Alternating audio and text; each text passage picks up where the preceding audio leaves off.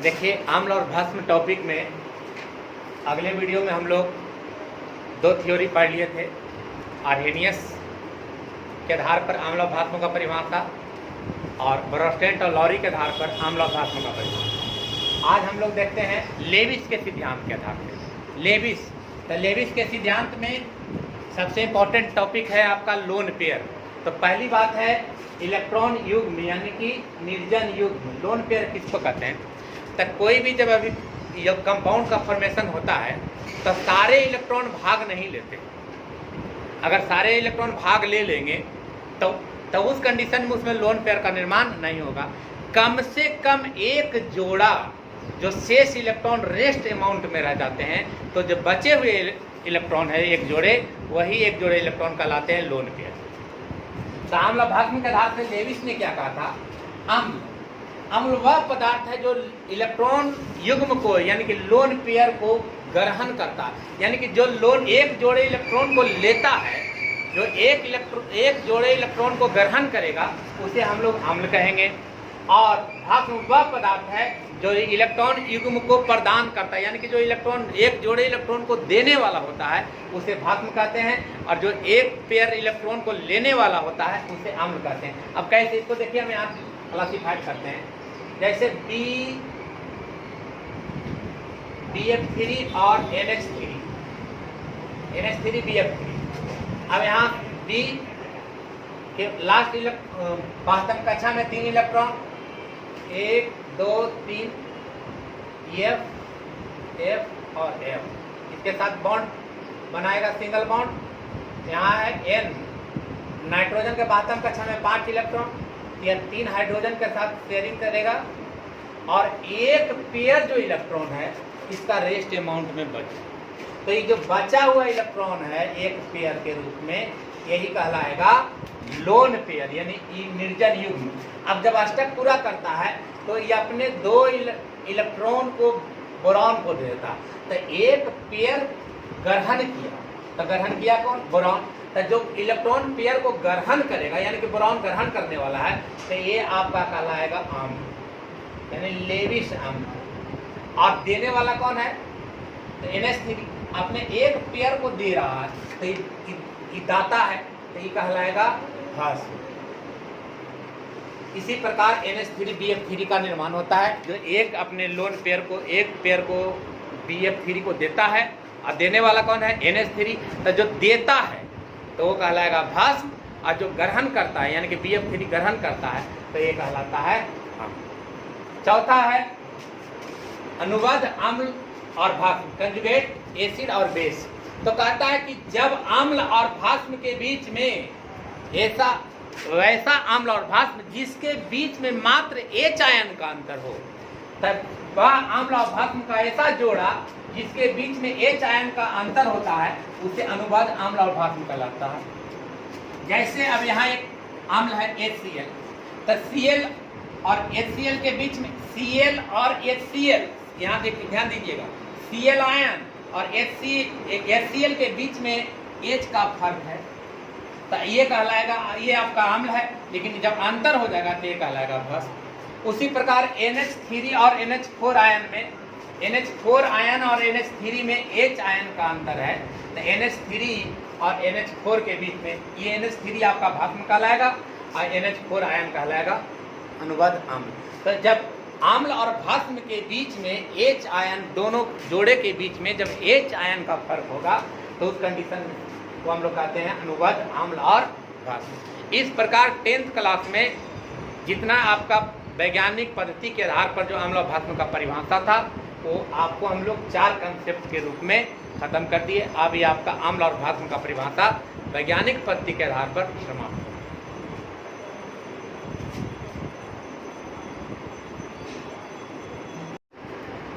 देखिए अगला टॉपिक है अम्ल भस्म के रंजक यानी सूचक, इंडिकेटर।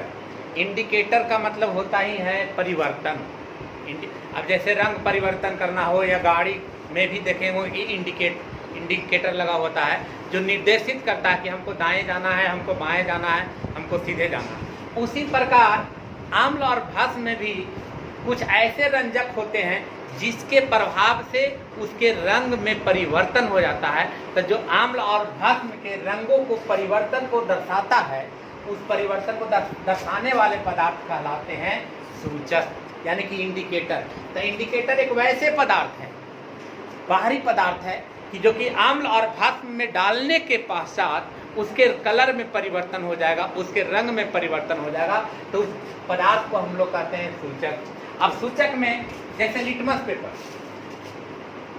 पेपर अगर अम्लीय माध्यम, लिटमस पेपर को अगर अम्ल में डालेंगे तो वह लाल हो जाएगा, लेकिन अगर क्षार में डालेंगे तो वह नीला हो जाएगा। तो इसके लिटमस पेपर के रंग को परिवर्तन कर रहा है कहाँ? अपने अलग अलग माध्यम में। अम्ल में डालेंगे तो उसका रंग अलग हो जाएगा, क्षार में डालेंगे तो उसका रंग अलग हो जाएगा। तो इस प्रकार लिटमस पेपर लाल, अम्लीय में लाल और क्षारीय में नीला करता है। मिथाइल ऑरेंज अम्लीय माध्यम में डालेंगे तो लाल हो जाएगा, अगर वो क्षारीय माध्यम रहेगा, क्षारीय पदार्थ रहेगा तो पीला हो जाएगा। और उसी प्रकार फिनाप्थैलीन अगर अम्लीय में डालेंगे तो जैसा रंग का रहेगा उसी प्रकार का रहेगा, उसमें कोई रंग में परिवर्तन नहीं होगा। लेकिन अगर क्षारीय माध्यम में, क्षारीय पदार्थ में डालेंगे तो गुलाबी हो जाएगा। उसी प्रकार ये आपका रासायनिक सूचक है, ये जो ऊपर का 3 है ये आपका रासायनिक सूचक है। लेकिन अब इसके बाद जो 3 है आपका, ये आपका प्राकृतिक सूचक है। प्राकृतिक सूचक है, बार बार एग्जाम में आता है कि रासायनिक सूचक का नाम बताएं और प्राकृतिक सूचक का नाम बताएं। लड़का समझ नहीं पाता है, वो रासायनिक है। ये प्राकृतिक पदार्थ है। हल्दी हम लोग खेतों में उपजाते हैं। अब हल्दी है, अगर हल्दी को अगर अम्लीय माध्यम में रखा जाए तो हल्दी का रंग कैसा होता है? पीला ही होता है। लेकिन अगर उसे क्षार से अभिक्रिया करा दें तो उसका रंग हो जाएगा लाल भूरा। अब एक कपड़ा पर हल्दी का कुछ पिसा हुआ भाग लगा दीजिए कपड़े पर, उजले कपड़े पर, और उसको जो ही उस पर सरफ या साबुन, क्षार है उसमें मौजूद है क्षार। अब जैसे लगे हुए हल्दी लगा हुआ कपड़ा पर अगर हम लोग साबुन या सरफ जो ही डाल करके उसको रगड़ते हैं तो वो जो हल्दी पीला है उसका रंग तुरंत परिवर्तन हो जाता है। और वो परिवर्तन हो जाएगा कैसा? लाल रंग का, लाल भूरा रंग का हो जाएगा। तब हम समझ जाएंगे कि उसमें क्षार का प्रयोग किया गया। तब साबुन है या सरफ है उसमें क्षार मौजूद रहता है, जिसके कारण उसका रंग परिवर्तन हो जाता है। चुकंदर लाल बैंगनी रंग का, लेकिन क्षार में पीला रंग का। लाल गोभी का पत्ता लाल बैंगनी रंग का, लेकिन क्षारीय माध्यम में ये हरा रंग का हो जाएगा। तो यही पदार्थ जो अपने रंग को परिवर्तन कर रहा है ये कहलाएगा सूचक, यानी कि इंडिकेटर। तो अब इसमें से 3 रासायनिक, ये आपका रासायनिक सूचक है और ये आपका 3 जो है वो प्राकृतिक सूचक है। तो बार बार आता है एग्जाम में कि 2 प्राकृतिक सूचक का नाम बताएं, 2 रासायनिक सूचक का नाम बताएं। तो प्राकृतिक सूचक जैसे पूछे तो हल्दी, चुकंदर या लाल गोभी का पत्ता है। अब देखिए प्राकृतिक सूचक में जैसे हम लोग प्लांट लगाते हैं, प्लांटेशन करते हैं, खेतों में फसल लगाते हैं। अगर पहली बारिश होती है वो बारिश अम्लीय बारिश होती है। अम्लीय बारिश के प्रभाव से कुछ ऐसे भी फसल होते हैं जो कि नष्ट हो जाते हैं। क्यों? क्योंकि वो बारिश जो हुआ उसमें अम्ल था। अगर वो पौधा में क्षार की मात्रा पाया जाएगा तो उससे अभिक्रिया कर लेगा और रंग परिवर्तन हो जाता है। तो हम लोग कहते हैं कि उसके पत्ते पीले पड़ रहे हैं, उसके पत्ते दूसरे रंग का हो गए। तो इसके कारण है कि उसमें कोई न कोई पदार्थ, अम्लीय पदार्थ या क्षारीय अम्लीय पदार्थ होगा, क्षारीय पदार्थ होगा, जो कि बारिश, पहली बारिश जब होती है तो अम्लीय वर्षा के रूप में होती है और अम्ल के प्रभाव से वो अपने रंग में परिवर्तन कर देता है। अब एक इम्पोर्टेंट, सबसे इम्पोर्टेंट चीज़ है ऑल्फैक्टरी सूचक। ये ऑल्फैक्टरी सूचक क्या है? तो ऑल्फैक्टरी सूचक कुछ ऐसे पदार्थ होते हैं जिनकी गंध अम्लीय और क्षारीय माध्यम में अलग अलग होती है। अम्लीय माध्यम या क्षारीय माध्यम में अपने गंध को परिवर्तन कर देता है, उसे हम लोग कहते हैं ऑल्फैक्टरी सूचक।